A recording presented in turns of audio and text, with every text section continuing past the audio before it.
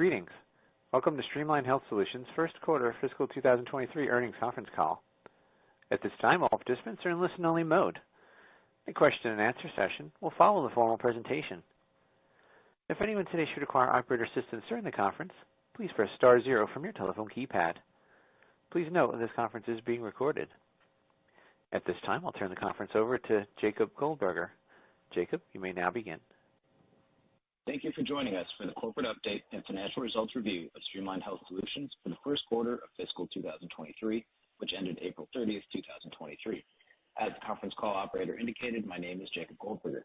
Joining me on the call today are T. Green, Chief Executive Officer and Chairman of the Board, Ben Stillwell, President, and Tom Gibson, Chief Financial Officer. At the conclusion of today's prepared remarks, we will open the call for a question-and-answer session. If anyone participating on today's call does not have a full-text copy of our press release announcing these results, you can retrieve it from the company's website at www.streamlinehealth.net or from numerous financial websites. Before we begin with prepared remarks, we want to be sure we are clear for everyone on the record how certain information which may be provided today, as with all of our earnings calls, should be viewed. We therefore submit for the record the following statement. Statements made on this conference call that are not historical facts are considered to be forward-looking statements within the meaning of the Private Securities Litigation Reform Act of 1995. These are subject to risks, uncertainties, assumptions, and other factors that could cause actual results to differ materially from those we may discuss. Please refer to the company's press releases and filings made with the U.S. Securities and Exchange Commission, including our most recent Form 10-K annual report, which is on file with the SEC for more information about these risks, uncertainties, and assumptions and other factors. As always, we are presenting management's current analysis of these items as of today. Participants on this call should take into account these risks when evaluating the topics we will discuss. Please note, Streamline Health is not undertaking any commitment or obligation to publicly revise any such forward-looking statements made today. On today's call, we will discuss non-GAAP financial measures such as adjusted EBITDA and booked SaaS ACV. Management uses these measures to help provide better insight into our financial performance. However, certain items of income and expense are not included in these measures, so these calculations may differ from those which another entity may utilize in calculating their own non-GAAP measures. To help you compare these amounts on consistent terms, please refer to our website at www.streamlinehealth.net and our earnings release for a reconciliation of such non-GAAP measures to the most comparable GAAP measures. I would now like to turn the call over to T. Green, Chief Executive Officer. Thank you, Jacob, and thank you all for joining us this morning. Following my opening remarks, Ben Stillwell, President, will provide an operations and sales update, followed by a financial update from our CFO, Tom Gibson. Beginning with the financial overview, during 2022, we began reporting a new metric, booked SaaS ACV, which is the annualized contract value for all agreements that are being recognized into revenue, as well as bookings that have not been implemented. As of April 30th, 2023, booked SaaS ACV was $17.8 million, as compared to $17.2 million as of January 31st, 2023. $12.7 million of our booked SaaS ACV is implemented and contributing to recognized revenue. Our growth team is negotiating with large IDNs and hospital networks, and as a result, we expect some lumpiness in our reported bookings. That said, our first quarter was below our expectations. As of April 30th, 2023, we had $6 million of cash on our balance sheet, and the balance on our term loan was $9.6 million. We believe our cash on hand is sufficient to achieve positive adjusted EBITDA, less capitalized software development in fiscal 2023. We have access to a $2 million of liquidity through our non-formula line of credit. We combined Avelead and eValuator operations on November 1st, 2023. Under Ben's leadership, the integration process was executed smoothly, and we continue to achieve significant cost savings and operational improvements. We are working towards 4 corporate objectives in fiscal 2023. To have a client leveraging both our flagship solutions, RevID and eValuator. An Epic-based facility utilizing RevID, improved performance from our partner channel, and the achievement of break-even adjusted EBITDA less capitalized software. Our flagship solutions are gaining a foothold in the industry. Our pre-bill solutions allow our clients to bill accurately the first time. We believe this has a significant financial impact for our hospital system clients and offer a fundamentally better way of doing business. Our nation's healthcare providers continue to emerge from COVID. Solutions like ours are critical to their financial recovery. Our solutions yield higher net patient revenue margins for our clients, increasing their available cash to better pay for higher cost of personnel and supplies. We have often commented about the backlog of potential high-priority projects that we are competing with inside our hospital clients, in some cases, even after a successful booking. That macro environment is easing, and we expect implementations to accelerate meaningfully over the quarters to come and maintain our expectation of having $17 million of SaaS ARR implemented during the third quarter of this fiscal year, and that run rate will translate to break-even adjusted EBITDA. We also continue to expect we will exit fiscal 2023 with $30 million of booked SaaS ACV. With that, I'd like to turn the call over to our president, Mr. Ben Stilwell. Thank you, T. The integrated Streamline team is growing closer each day and is making significant progress towards our annual priorities, which are 1, scaling the RevID and Compare technology for growth, 2, increasing client effectiveness through evaluator usability, 3, enhancing delivery for RevID and Compare clients, 4, doubling evaluator client outcomes through our enhanced rules, and 5, expanding our reach to new logo clients.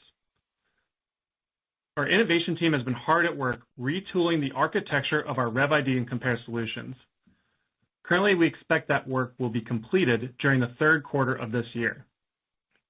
In addition, our services team has developed an improved, repeatable implementation plan for those solutions, which will translate to faster, more dependable implementation timelines. We saw a 20% increase in evaluators' DRG change rate during the first quarter, which I attribute to the rules team we established in November 2022. Our evaluator rules teams has been expanding the rules library, largely focused on clinical indicator-driven rules, a deeper level of specificity than the tool previously achieved. Within our growth function, we are finding novel ways to replicate the success we've seen in the Southeast region across our other 3 regions. In addition, we are getting smarter about who we target through our ideal client profile, which uses quantifiable attributes of potential clients to rank their likelihood to buy and be a successful client for our solutions. The first quarter was slower than expected for growth wins, but we are excited for the team to execute, especially in the back half of this year. The growth team has 3 pathways to success for fiscal 2023. The direct channel, where we have made continued investments, our partner channel, where we leverage larger sales forces to influence or resell our solutions, and our existing client base. Our growth and services functions must continue to execute for each pathway to perform. The integrated team is up to speed and generating momentum daily. As T stated, we are disappointed in our first quarter results, but still feel strongly about our growth prospects in fiscal 2023 from our ongoing investments and the strong team we have assembled. Before I turn the call over to Tom, I would like to thank all of our hardworking team members who are supporting our mission to ensure our healthcare provider clients are paid for all the care they provide. I'm very excited to lead our talented team and believe strongly that our innovation plus service equals growth formula will yield tremendous results for all of us as we continue to execute and expand. With that, I'll hand the call over to our CFO, Tom Gibson. Thank you, Ben. Please note, the company has moved past all previous periods that include discontinued operations from the sale of the ECM business in fiscal 2020 or pro forma information for the acquisition of AlphaStreet in fiscal 2021. At the end of fiscal 2022, the company changed its categories for reporting revenue. SaaS revenue is now the headline of our income statement. For the quarter ended April 30, 2023, total revenue was $5.3 million compared to $5.9 million during the prior year period. As previously reported, the company had a large professional services contract that did not renew at the end of its 2022 fiscal year. These professional services contracts are not part of the company's core business going forward. SaaS revenue grew 12% in the first quarter of 2023 compared to the first quarter of 2022. You will see growth on the SaaS revenue line in the coming quarters as the company has successfully implemented its solutions. We currently anticipate 30% SaaS revenue growth in fiscal 2023 compared to fiscal 2022. The company has approximately $5.1 million of unimplemented booked SaaS ACV as of April 30, 2023. While we had a number of successful go-lives during the first quarter, they finalized during the middle of April, and as a result, little or no revenue was recognized from those agreements. However, we expect second quarter 2023 revenue to include a full quarter of revenue recognition from these first quarter go-lives, in addition to partial revenue from contracts implemented during the second quarter of 2023. Total operating expense was $8.3 million during the first quarter of 2023, down 9% compared to $9.1 million for the first quarter of 2022, respectively. The lower operating expense was attributable to the lower headcount associated with the non-renewal of the large professional services contract, as well as the cost savings achieved through the integration of Avelead and eValuator businesses discussed earlier. Historically, the company's first quarter operating expense is its highest due to expenditures associated with its annual audit and shareholder meeting. First quarter 2023 net loss totaled $2.9 million compared to a loss of $2.8 million in fiscal 2022. The static net loss on lower revenues demonstrates the value of growing our high-margin SaaS revenue as compared with the professional services contract that was not renewed. First quarter 2023 adjusted EBITDA was a loss of $1.3 million, unchanged compared to the first quarter of fiscal 2022. The company expects its adjusted EBITDA loss will narrow rapidly and anticipates reaching break-even adjusted EBITDA in the third quarter of fiscal 2023. The company believes it needs to implement approximately $4 million of its unimplemented book SaaS ACV to achieve this goal. Moving to the balance sheet, as of April 30, 2023, we had $6 million of cash on hand compared to $6.6 million at January 31, 2023.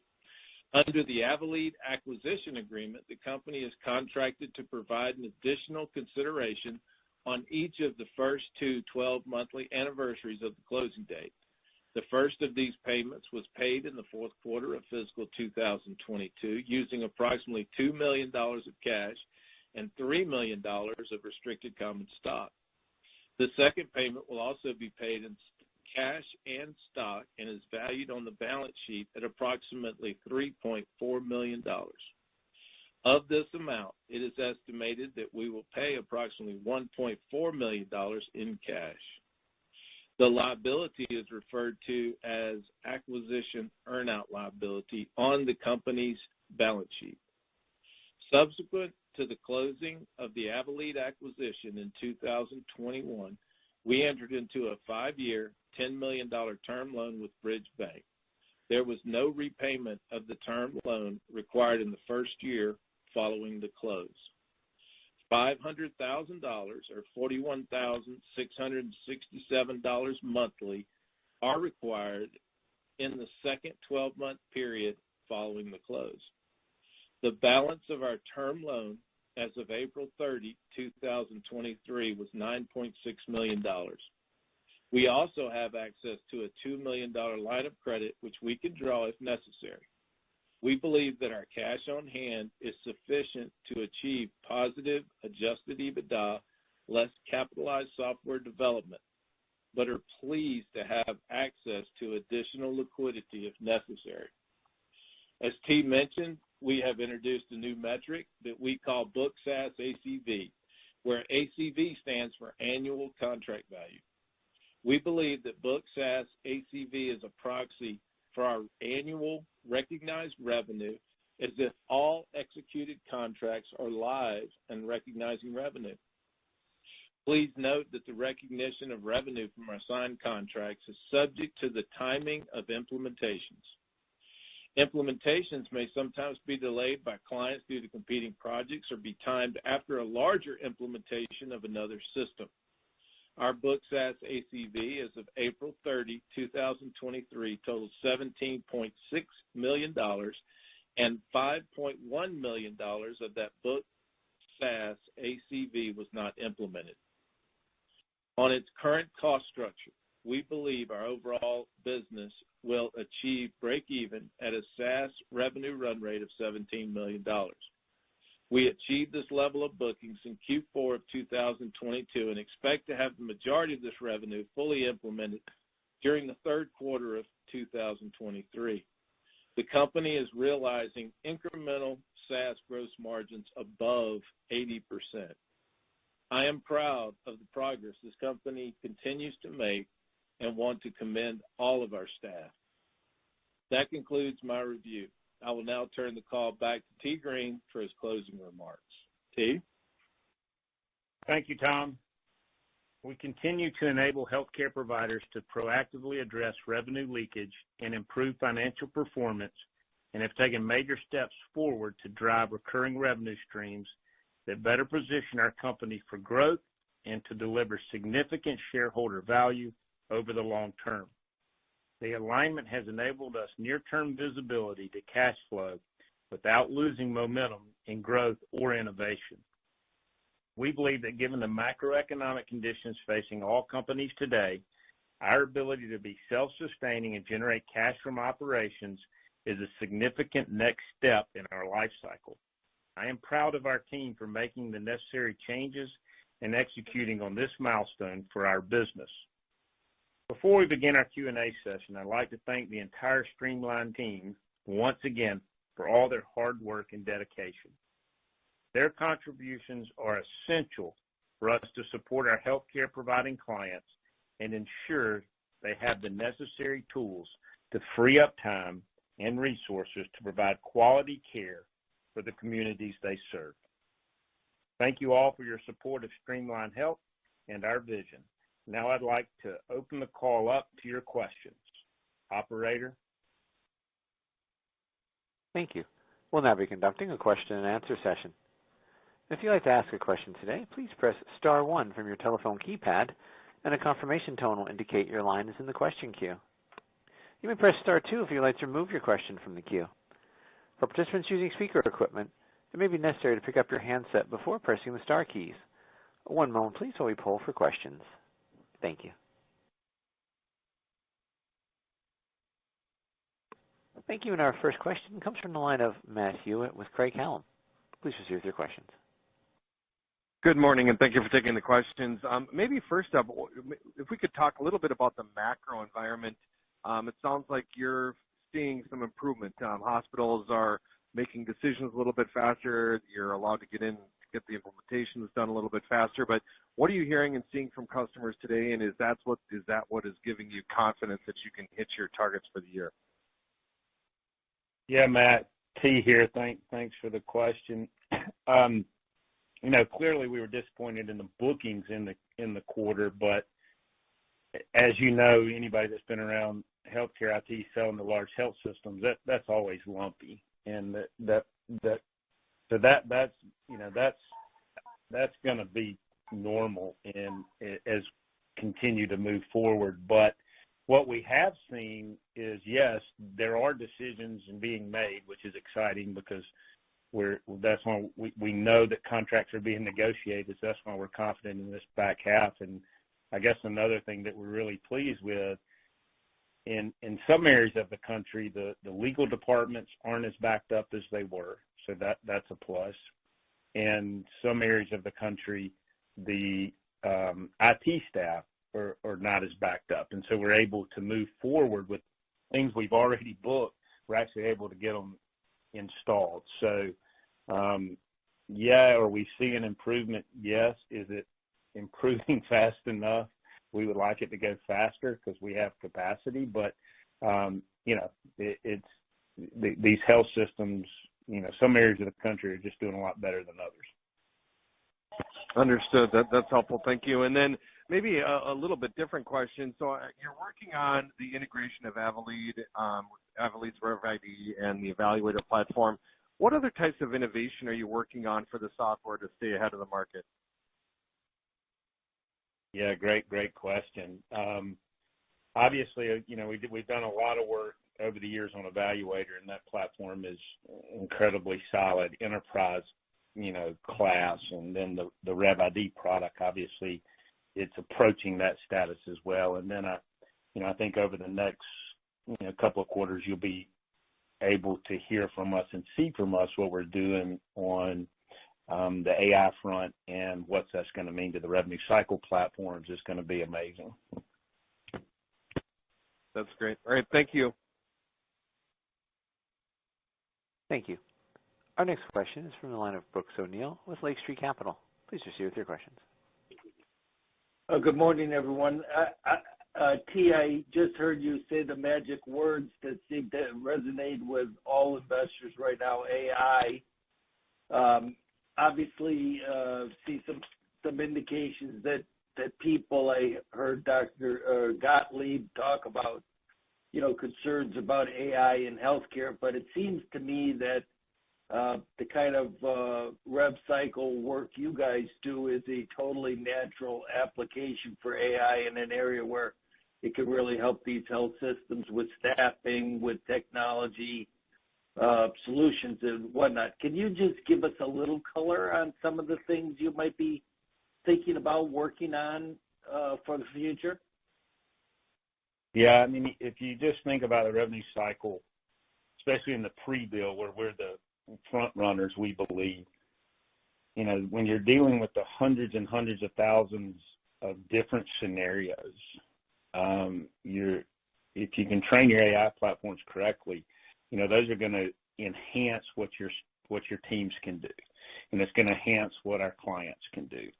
And so, we're not talking about AI in a way that's going to help a physician diagnose. We're on the other side of that, right? We're using technology to be able to process hundreds and hundreds of thousands of different scenarios and provide our teams with things that we as humans may miss. That makes sense to me. So just following up on Matt's question on the disappointment, would you guys say that the confidence you have in the outlook is more based on work you're doing to simplify and streamline implementations, or is it more based on your expectation that the external environment is going to improve in the back half of the year? So I think a bit of both. Our growth teams are engaged in just some really exciting opportunities, and so on the booking side, and then from the implementation side, our teams have. The innovation has gotten so much stronger, obviously, on eValuator and RevID, which enables our service teams to be able to implement these systems much more efficiently. Cool. That makes sense. And then the last question I had was, I think I understand you're thinking about dialing back on the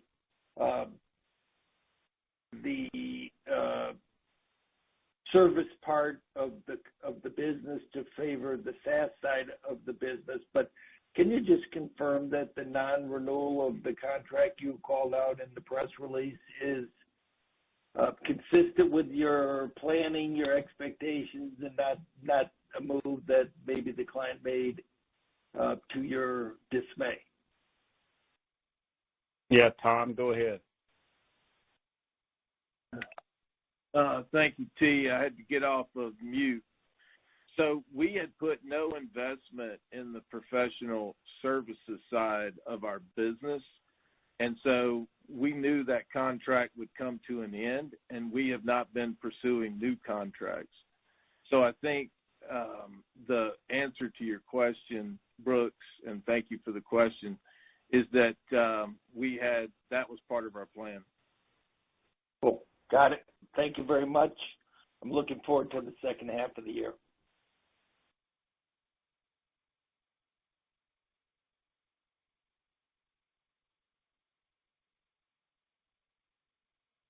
Thank you. At this time, we've reached the end of our question and answer session. We also thank you for joining our conference today, and you may disconnect your lines at this time. Thank you for your participation, and have a wonderful day.